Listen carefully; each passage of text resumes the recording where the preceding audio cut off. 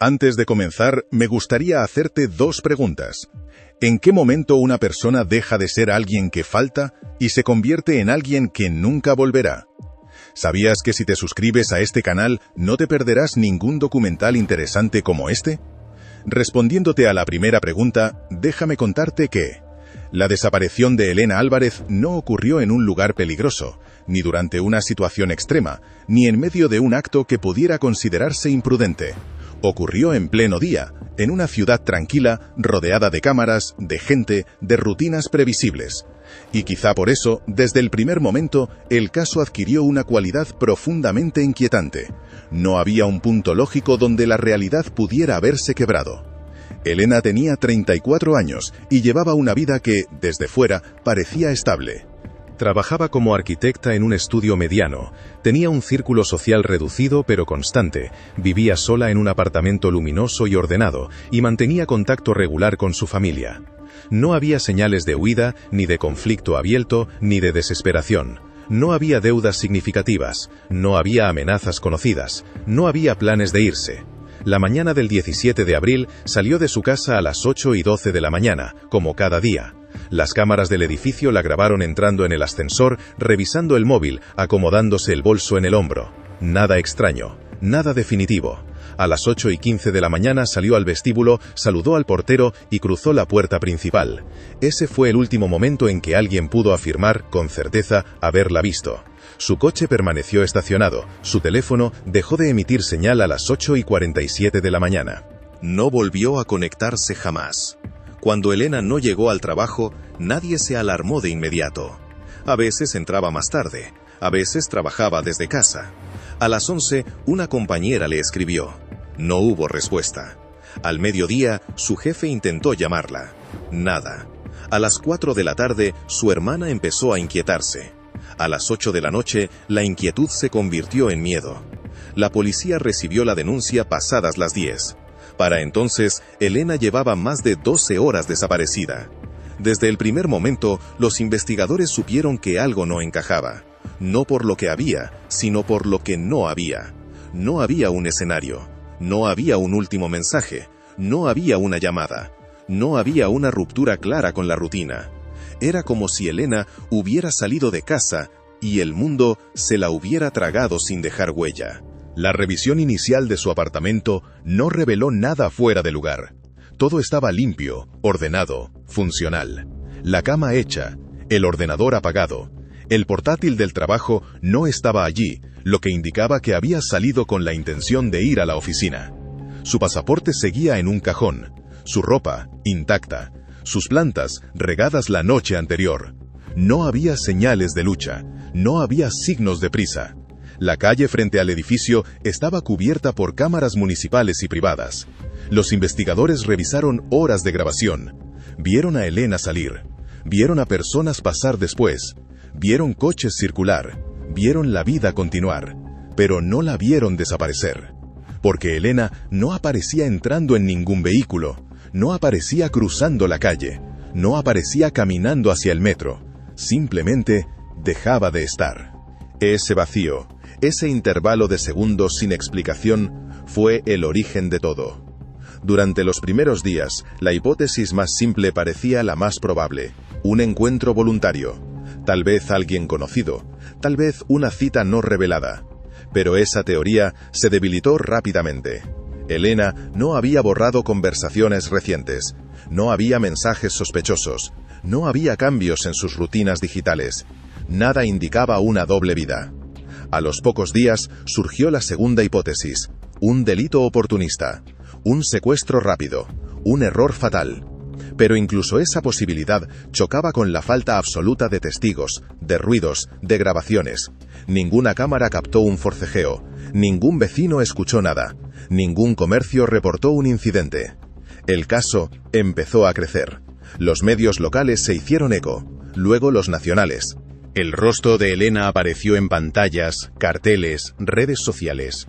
Y con la exposición llegaron las pistas, o lo que parecían ser pistas. Un conductor aseguró haberla visto subir a un coche oscuro. Otro dijo haberla visto caminar hacia una zona donde nunca solía ir. Una mujer afirmó haber hablado con ella días después en un supermercado. Cada testimonio abría una línea de investigación, y cada línea terminaba en un callejón sin salida. Mientras tanto, la familia se desmoronaba. Su hermana Marta revisaba obsesivamente el teléfono, convencida de que en algún lugar había una señal que no habían sabido leer. Su madre repetía una y otra vez que Elena jamás se iría sin avisar. Su padre guardaba silencio, como si nombrar la posibilidad de la muerte pudiera hacerla real. Y en medio de todo, aparecieron los primeros sospechosos. Un exnovio con el que había terminado meses atrás. Un compañero de trabajo que parecía saber más de lo que decía. Un vecino que había sido denunciado anteriormente por comportamientos extraños. Un cliente reciente del estudio de arquitectura que había insistido demasiado en verla. Cada uno parecía encajar, hasta que dejaba de hacerlo. Las semanas pasaron, luego los meses. La investigación se volvió más compleja, más técnica, más obsesiva. Se analizaron patrones, se cruzaron datos, se revisaron rutas imposibles, se hicieron reconstrucciones milimétricas de los últimos minutos conocidos de Elena. Y cuanto más se investigaba, más inverosímil se volvía su desaparición. Porque todo indicaba que Elena no había salido de ese espacio, pero tampoco estaba allí. Y esa contradicción, esa imposibilidad lógica, fue lo que convirtió su caso en una obsesión nacional. Aquí, donde el misterio apenas empieza a mostrar sus bordes, es donde debemos detenernos un momento. Porque lo que vino después no fue una respuesta rápida, ni un giro espectacular, ni una verdad evidente. Fue una acumulación lenta de detalles, de errores humanos, de pistas mal interpretadas, de silencios que hablaban más que las palabras. Porque a partir de ese punto, la investigación dejó de ser una búsqueda, y se convirtió en una reconstrucción obsesiva del vacío. No se trataba de encontrar a Elena Álvarez, sino de entender cómo podía no estar. Los investigadores regresaron una y otra vez al mismo instante, los segundos posteriores a las 8:15 de la mañana, cuando Elena cruzó la puerta del edificio. En teoría, debía haber seguido uno de 3 caminos posibles: girar a la derecha hacia la parada de autobús, cruzar la calle hacia el café donde a veces desayunaba, o caminar recto hacia la boca de metro, a menos de 200 metros. 3 opciones, 3 recorridos cubiertos por cámaras, 3 trayectorias perfectamente visibles. Pero ninguna mostraba a Elena. Aquello no era una metáfora, era literal. Los técnicos revisaron las grabaciones fotograma a fotograma, compararon sombras, reflejos en cristales, movimientos secundarios, ajustaron horarios, sincronizaron relojes, confirmaron que no había huecos de tiempo, no había apagones, no había fallos técnicos. Las cámaras funcionaban correctamente, y aún así, Elena no aparecía. Fue entonces cuando surgió la primera hipótesis verdaderamente inquietante: que Elena no había seguido ninguno de los caminos previsibles, que había hecho algo completamente fuera de su rutina. Algo que nadie esperaba. La policía amplió el perímetro, revisó cámaras más lejanas, aparcamientos, calles secundarias, entradas a edificios cercanos. Nada. A los 10 días de la desaparición, el caso ya había superado el ámbito local. Medios nacionales hablaban de la mujer que desapareció en pleno día. Los foros se llenaron de teorías, algunas razonables, otras delirantes, pero todas compartían la misma frustración. No había un punto de quiebre evidente. Mientras tanto, la vida de Elena comenzaba a ser diseccionada con una precisión quirúrgica. Sus correos electrónicos revelaron una rutina profesional exigente, pero sin conflictos graves. Sus conversaciones personales mostraban una mujer reflexiva, prudente, consciente de sí misma. No hablaba de miedo, no hablaba de huir, no hablaba de empezar de nuevo. Pero había algo, un patrón sutil que solo se hizo evidente cuando se observó con distancia. Elena llevaba semanas cancelando planes. No de golpe, sino poco a poco. Una cena pospuesta, una visita aplazada, un fin de semana que, ya veremos. No parecía aislamiento, parecía preparación. Esa idea inquietó a los investigadores. Se revisaron sus movimientos bancarios. Nada extraño.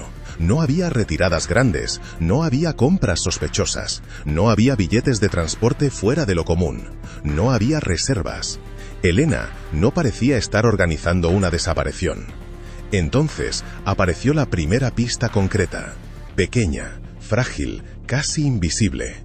Un hombre llamó a la policía afirmando haber visto a una mujer muy similar a Elena entrar en un edificio de oficinas a pocas calles de su casa esa misma mañana. No era un edificio donde ella trabajara. No tenía relación conocida con ese lugar. Pero la descripción coincidía. Los agentes revisaron las cámaras del edificio. A las 8:19 de la mañana, una mujer entró por la puerta lateral. Llevaba ropa parecida. Mismo tipo de bolso, cabello recogido, caminaba rápido, como si supiera a dónde iba. Pero la imagen era borrosa. No se podía confirmar que fuera Elena. Aún así, la pista reavivó la investigación. Se entrevistó a los empleados. Nadie reconoció a la mujer. Nadie la vio salir. El edificio tenía varias salidas, demasiadas. Otra vez, el rastro se diluía. Las semanas se convirtieron en meses. La familia empezó a recibir llamadas extrañas.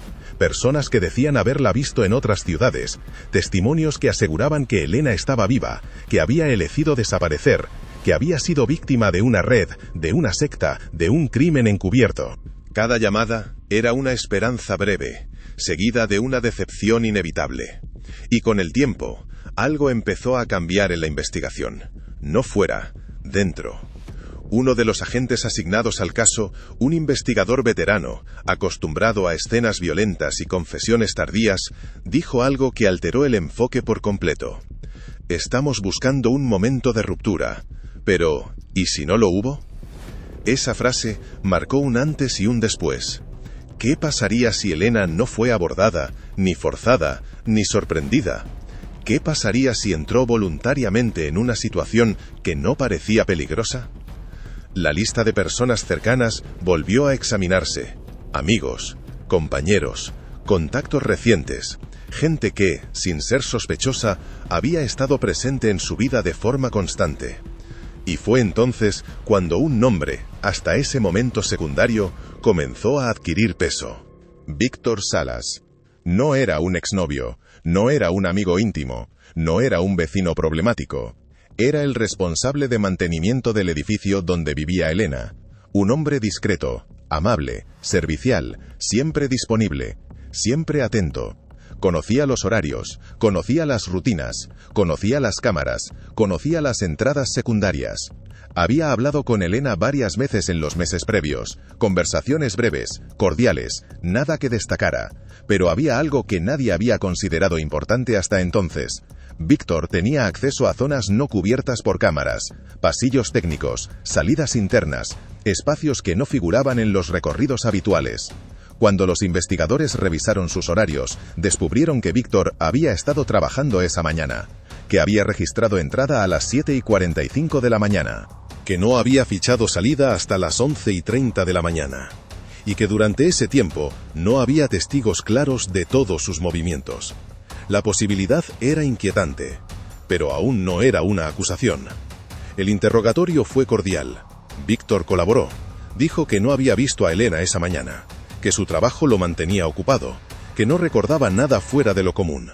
Pero cometió un error mínimo, uno que, en otros contextos, habría pasado desapercibido. Describió la ropa que Elena llevaba ese día, con demasiada precisión, un detalle que no aparecía en ninguna declaración pública. A partir de ahí, la investigación se volvió silenciosa, meticulosa, casi invisible. Se revisaron accesos, se analizaron registros, se reconstruyeron trayectos internos, se buscaron patrones de comportamiento. Nada se hizo público. Y mientras tanto, la pregunta seguía latiendo con más fuerza que nunca. ¿Cómo desaparece una mujer en pleno día, sin que nadie la vea, sin que nadie la oiga, sin que nada se rompa? La respuesta aún no estaba lista para salir a la luz, pero ya había empezado a tomar forma. Lo que vino después no fue una revelación inmediata, ni una confesión, ni un giro brusco que cerrara el caso. Fue algo mucho más lento y perturbador. La sensación de que la verdad estaba demasiado cerca, escondida en gestos cotidianos, en rutinas invisibles, en una normalidad que había pasado desapercibida durante meses. Los investigadores comenzaron a observar a Víctor Salas con una atención casi obsesiva. no como a un sospechoso clásico, sino como a una presencia constante. Un hombre que estaba siempre allí, pero al que nadie había mirado realmente. No levantaba alarmas, no tenía antecedentes, no había denuncias formales en su contra. Era, en todos los sentidos, alguien que inspiraba confianza. Y quizá por eso resultaba tan inquietante. Víctor llevaba más de 10 años trabajando en el edificio. Conocía cada pasillo, cada puerta secundaria, cada punto ciego. Sabía cuándo funcionaban las cámaras y cuándo no. Sabía qué vecinos salían temprano, quiénes volvían tarde, quiénes vivían solos. Era parte del paisaje, invisible. Cuando los agentes revisaron sus interacciones previas con Elena, descubrieron que habían hablado más de lo que ella había contado a su familia. Conversaciones triviales, sí, pero frecuentes. Comentarios sobre pequeñas averías, sobre ruidos en el edificio, sobre horarios. Nada íntimo. Nada que pudiera interpretarse como una relación cercana. Pero había algo más. Elena había solicitado, semanas antes de desaparecer, una revisión en su apartamento por un problema con una puerta interior que no cerraba bien. Víctor fue quien realizó la visita. No hubo testigos, no hubo quejas. El trabajo quedó registrado como resuelto. Ese detalle, en su momento irrelevante, empezó a adquirir un peso extraño. Los investigadores reconstruyeron la mañana del 17 de abril con una precisión casi enfermiza. Minuto a minuto, paso a paso. Descubrieron que, justo después de que Elena saliera del edificio, Víctor había accedido a una zona técnica del sótano, un espacio que conectaba con una salida lateral poco usada, parcialmente oculta desde la calle. Esa salida no estaba cubierta por cámaras, no era una puerta secreta, no era ilegal, simplemente nadie la usaba. Los agentes hicieron una prueba. Salieron por allí a la misma hora, con la misma luz, con el mismo tráfico. Desde el exterior, la puerta parecía cerrada. Desde el interior, se abría sin dificultad. Era un punto muerto en el sistema de vigilancia. La hipótesis comenzó a tomar forma. ¿Y si Elena no fue abordada en la calle? ¿Y si nunca llegó a recorrer ninguna de las rutas habituales? ¿Y si, tras salir del edificio, volvió a entrar por otro acceso sin que nadie lo notara? La idea era inquietante, pero aún faltaba algo esencial, el motivo. Víctor no tenía relación personal conocida con Elena. No había mensajes, no había llamadas, no había vínculos evidentes. Y sin un motivo, el caso seguía siendo frágil. Fue entonces cuando apareció una nueva pista, una que no provenía de la policía, sino de una compañera de trabajo de Elena. Durante una entrevista informal, la mujer recordó algo que había pasado desapercibido. Semanas antes de desaparecer, Elena había comentado que alguien en su edificio la hacía sentir observada. No lo dijo con miedo, lo dijo casi con vergüenza, como si no quisiera exagerar. Dijo que probablemente eran imaginaciones suyas. Nunca mencionó un nombre, pero dijo que ocurría en zonas comunes, ascensor, garaje, pasillos. Ese comentario encajaba con algo que los investigadores ya habían notado. En varias grabaciones antiguas, Víctor aparecía en segundo plano cuando Elena entraba o salía. No siguiéndola, no mirándola fijamente, simplemente estando allí. Demasiadas veces para ser casualidad. La investigación se volvió más profunda. Se revisaron otros casos menores, denuncias antiguas por comportamientos incómodos. Comentarios aislados de otras vecinas. Nada criminal, nada denunciable, solo una sensación compartida. Víctor era demasiado atento. El caso seguía sin romperse, hasta que ocurrió algo inesperado. Un técnico informático que revisaba dispositivos antiguos de Elena encontró una carpeta oculta en su ordenador personal. No estaba protegida, no estaba cifrada, simplemente no estaba a la vista. Dentro había capturas de pantalla, fotografías tomadas con el móvil, imágenes borrosas de reflejos en cristales, de una silueta en el fondo de un pasillo, de una sombra detrás de ella en el ascensor. No eran pruebas claras, pero eran intentos de registrar algo. La última imagen tenía fecha del día anterior a su desaparición. Elena no estaba paranoica, estaba alerta. Ese hallazgo cambió todo. Los investigadores solicitaron una orden para revisar a fondo las pertenencias de Víctor. Su trastero, su vehículo, sus dispositivos electrónicos. El proceso fue lento, discreto, porque aún no había nada definitivo. Pero entonces apareció el detalle que nadie esperaba. En el maletero de su coche, oculto bajo herramientas, encontraron una alfombra industrial idéntica a las que se usaban en los pasillos técnicos del edificio. No era ilegal, no era incriminatoria por sí sola, pero tenía restos microscópicos de fibras que coincidían con las del apartamento de Elena. La presión aumentó. Víctor fue llamado de nuevo a declarar. Esta vez su tono cambió. Ya no era el hombre colaborador. Estaba tenso, a la defensiva. Sus respuestas eran correctas, pero demasiado calculadas. Negó haber estado con Elena aquella mañana. Negó cualquier comportamiento inapropiado. Dijo que todo era una caza de brujas. Pero cometió otro error. Al describir la mañana del 17 de abril, mencionó que Elena parecía apurada. Esa información no era pública. Nadie había dicho que Elena pareciera apurada. En las cámaras, su ritmo era normal. ¿Cómo lo sabía? El interrogatorio se detuvo ahí, no porque ya tuvieran la verdad, sino porque sabían que estaban muy cerca. La desaparición de Elena Álvarez ya no parecía un acto imposible. Empezaba a perfilarse como algo mucho más perturbador. Una desaparición diseñada para no dejar rastro, ejecutada por alguien que no levantaba sospechas, en un entorno que todos daban por seguro. Pero aún faltaba lo más difícil: encontrarla. Y eso, en los casos más inquietantes, es donde la historia suele romperse. O revelarse por completo.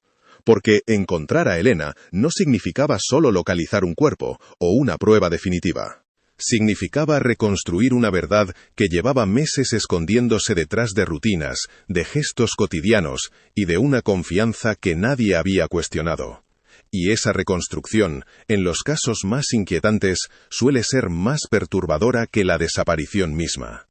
La policía decidió cambiar de estrategia. Hasta ese momento habían estado siguiendo pistas visibles, analizando datos, cruzando horarios. Ahora necesitaban algo distinto: entender la mente de quien podía haber hecho posible una desaparición así. No desde la violencia evidente, sino desde la planificación silenciosa. Los perfiles psicológicos empezaron a cobrar peso. Los expertos que analizaron el comportamiento de Víctor coincidían en algo inquietante. No mostraba impulsividad, no reaccionaba con ira, no tenía estallidos emocionales. Era metódico, paciente, casi invisible. El tipo de persona que no actúa desde el caos, sino desde la repetición. Y ahí estaba la clave. La desaparición de Elena no parecía un acto aislado. Parecía el resultado de una observación prolongada, de alguien que había aprendido sus horarios, sus gestos, sus costumbres, de alguien que sabía exactamente cuándo actuar, sin ser visto. Los investigadores revisaron años de grabaciones antiguas del edificio, no solo de Elena, sino de otras vecinas. Y fue entonces cuando apareció un patrón inquietante. Víctor tendía a coincidir con mujeres que vivían solas en zonas comunes. No siempre, no de forma evidente, pero con una frecuencia estadísticamente significativa. Ascensores, garajes, pasillos. Nada denunciable, nada explícito, solo presencia. La investigación se amplió más allá del edificio.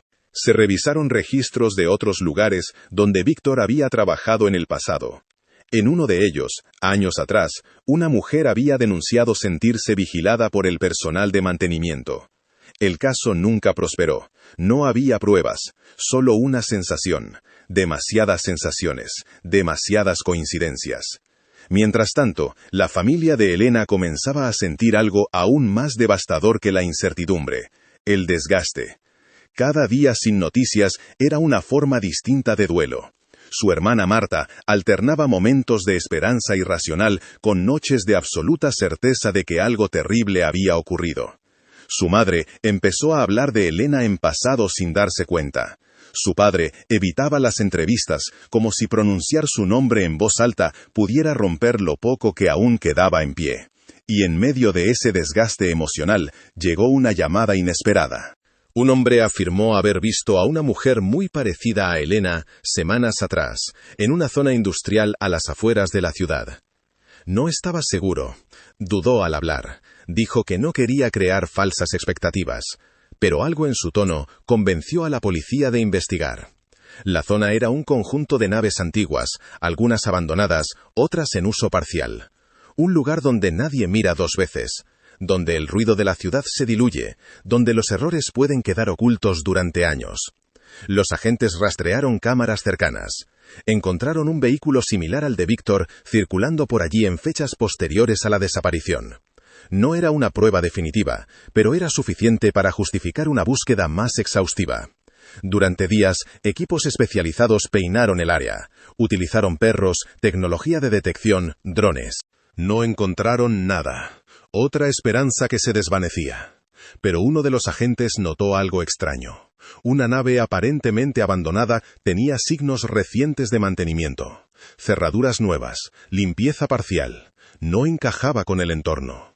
La nave pertenecía a una empresa en quiebra, sin actividad registrada desde hacía años, y sin embargo, alguien la cuidaba. La orden de registro llegó 2 días después.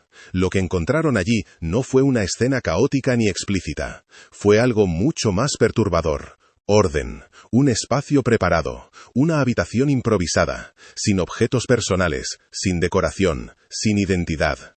Un lugar pensado no para vivir, sino para desaparecer.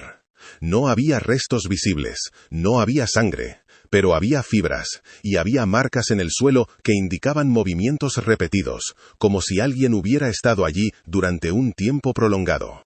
Las pruebas forenses tardaron semanas, pero cuando llegaron los resultados, la duda se disipó. Elena había estado allí. No se pudo determinar durante cuánto tiempo. Días, semanas, tal vez más. Tampoco se pudo establecer con certeza qué ocurrió después. Pero ya no cabía duda de que su desaparición no fue instantánea, no fue un acto rápido, fue un proceso. Víctor fue detenido. Durante los primeros interrogatorios negó todo. Dijo que la nave no tenía relación con él, que cualquiera podía haber accedido, que las pruebas eran circunstanciales. Pero su discurso empezó a desmoronarse cuando le mostraron los registros de sus desplazamientos, las fibras, las imágenes, las capturas del ordenador de Elena. La confesión no fue inmediata, llegó tras horas de silencio. No fue dramática, no fue emocional. Fue fría, técnica, desprovista de épica. Víctor admitió haber hablado con Elena aquella mañana.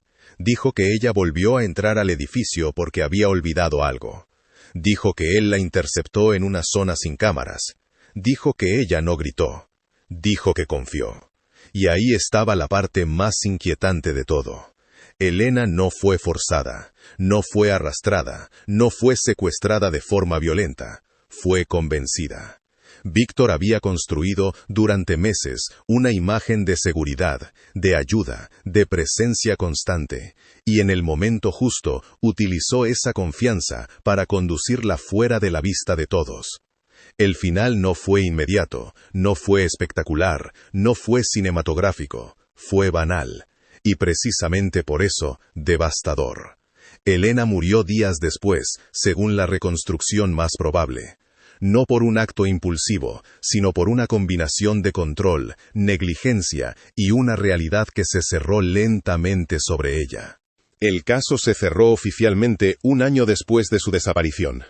Hubo juicio, hubo condena, hubo titulares, pero nada de eso devolvió la paz. Porque la desaparición de Elena Álvarez dejó una herida mucho más profunda que un crimen resuelto. Dejó la certeza de que la seguridad es frágil, de que los espacios cotidianos pueden volverse trampas, de que el peligro no siempre llega con violencia, sino con familiaridad. Y esa es, quizá, la razón por la que este caso sigue inquietando incluso después de haber sido explicado. Porque no nos habla de monstruos evidentes, nos habla de personas normales, de rutinas, de confianza, y de cómo, a veces, eso es suficiente para desaparecer sin que nadie lo note, hasta que ya es demasiado tarde. Porque aunque el expediente se cerrara, aunque hubiera una condena y una explicación oficial, el caso de Elena Álvarez no terminó ahí. Nunca termina ahí. Los casos verdaderamente inquietantes no se disuelven cuando se dicta una sentencia. Se quedan flotando en la memoria colectiva, transformándose con el tiempo en preguntas más profundas que los propios hechos. El juicio comenzó casi 2 años después de la desaparición. Para entonces, la historia ya había sido absorbida por la opinión pública, deformada por titulares, fragmentada por debates televisivos y reinterpretada por miles de personas que jamás habían conocido a Elena.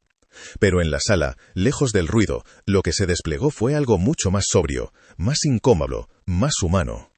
La fiscalía no presentó a Víctor Salas como un monstruo clásico. No habló de violencia extrema ni de arrebatos pasionales. Habló de oportunidad, de acceso, de confianza. Habló de cómo una persona puede integrarse tan profundamente en el tejido cotidiano de un lugar que deja de ser vista como individuo y pasa a ser parte del mobiliario. Y cómo, desde ahí, puede actuar sin levantar alarmas. Los peritos explicaron con detalle la arquitectura del edificio, los puntos ciegos, las rutas internas. Mostraron mapas, esquemas, simulaciones. Cada elemento reforzaba una idea perturbadora. La desaparición de Elena no fue fruto del azar, sino del conocimiento íntimo del entorno. No se trató de un error del sistema, sino de alguien que supo usar el sistema a su favor. La defensa intentó sembrar dudas. Argumentó que no había testigos directos del momento exacto en que Elena fue conducida fuera de la vista. Insistió en que la confesión había sido parcial, que faltaban pruebas concluyentes sobre los últimos días. Señaló que muchas de las evidencias eran circunstanciales, que el caso se sostenía sobre inferencias. Pero el jurado no tuvo demasiadas dificultades. No por una prueba única, sino por la acumulación, por la coherencia interna de los hechos, por la imposibilidad de otra explicación razonable. Cuando se leyó el veredicto, en la sala no hubo alivio, hubo silencio. Un silencio denso, pesado, como si todos comprendieran que la palabra culpable no cerraba nada importante. Víctor escuchó la sentencia sin expresión. Elena, en cambio, estaba presente en cada rincón, en las fotografías, en los testimonios, en la forma en que su nombre se pronunciaba con cuidado, como si aún pudiera romperse. La familia asistió a cada sesión. Marta, su hermana, no perdió ni un solo día. Dijo después que necesitaba estar allí para ordenar el caos, para entender cómo una vida podía desaparecer sin ruido. Su madre apenas habló ante los medios. Su padre no habló en absoluto. Algunos dolores no buscan explicación, solo exigen silencio. Tras la condena, comenzaron las preguntas que ningún tribunal puede responder. ¿Por qué Elena? ¿Por qué ese día? ¿Por qué nadie lo vio venir? Los expertos coincidían en que el caso obligaba a replantear muchas certezas, sobre la seguridad de los espacios compartidos, sobre la confianza depositada en figuras neutrales, sobre la idea de que el peligro siempre llega desde fuera. En los meses posteriores al juicio, se revisaron protocolos en edificios residenciales, se instalaron nuevas cámaras, se limitaron accesos. Medidas necesarias, sí, pero insuficientes frente a la inquietud que había dejado el caso. Porque la verdadera herida no estaba en la falta de cámaras, estaba en la normalidad. Elena no había hecho nada extraordinario. No había tomado riesgos innecesarios. No había ignorado señales evidentes. Había salido de casa como cualquier otro día, confiando en que el mundo funcionaría como siempre. Y eso fue precisamente lo que permitió que desapareciera. Con el tiempo, el caso empezó a transformarse. Pasó de ser una investigación criminal a convertirse en un ejemplo recurrente en estudios de criminología y psicología. Se hablaba de desapariciones de bajo impacto inicial, de violencia invisible, de agresores integrados. Términos técnicos que intentaban poner palabras a algo que en el fondo seguía siendo profundamente humano y aterrador. Años después, cuando el ruido mediático ya se había disipado, cuando otros casos ocuparon titulares, el nombre de Elena volvió a aparecer brevemente en las noticias. No por un nuevo hallazgo, ni por una apelación, sino por una placa conmemorativa instalada frente a su edificio. Un gesto discreto, sin discursos, sin cámaras, solo su nombre y una fecha. Quienes viven allí ahora pasan junto a esa placa todos los días. Algunos la miran, otros no. La mayoría sigue con su rutina. Y quizá eso sea inevitable. La vida continúa, siempre lo hace. Pero para quienes conocen la historia, para quienes la han escuchado con atención, algo queda flotando en el aire. Una pregunta que no se formula en voz alta, pero que se instala en el pensamiento cada vez que se cruza una puerta, cada vez que se confía, cada vez que se da por sentada la seguridad. ¿Cómo es posible desaparecer así? La respuesta oficial existe, está escrita en un expediente, tiene nombre y apellidos. Pero la respuesta emocional, la que realmente inquieta, es otra. Es posible porque no siempre sabemos ver el peligro cuando se presenta de forma familiar. Porque a veces la amenaza no irrumpe, sino que espera, observa, aprende, se adapta.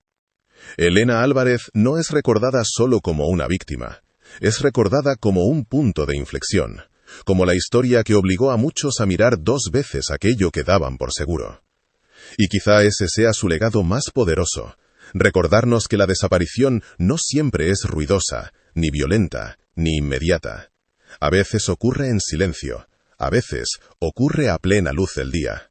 Y a veces, cuando nos damos cuenta, ya es demasiado tarde. Aquí, en este punto, la historia se detiene. No porque no haya más que contar, sino porque hay cosas que solo pueden quedar resonando. Preguntas sin respuesta definitiva, lecciones incómodas, memorias que no se borran. Y quizá ese sea el verdadero final de todo true crime honesto. No el cierre perfecto, sino la inquietud que permanece cuando la narración termina y el silencio vuelve a ocupar su lugar.